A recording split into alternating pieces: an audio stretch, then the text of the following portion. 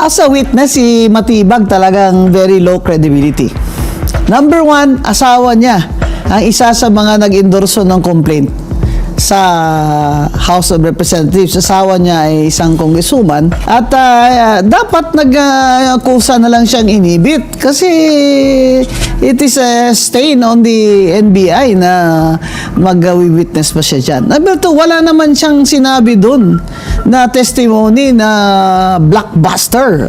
Sabi, wala namang lalo na napapasama pa kasi yung incompetence niya nakikita.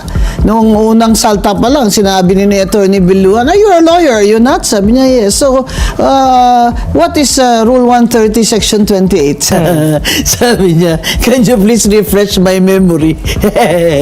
Director Matibag, NBI Director ka, grabe ka naman. Memorize mo na yung Rules of Evidence, grabe ka. Pag ang asawa mo ay pinatawag sa kaso na ikaw ang akusado, hindi siya pwedeng magtestigo laban sa iyo. Yan ang rules of evidence dyan sa 130 section 22, except kung iabla ka niya ng example annulment o legal separation.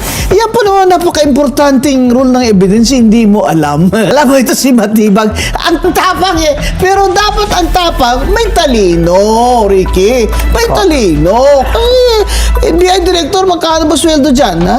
Malaki sweldo dyan.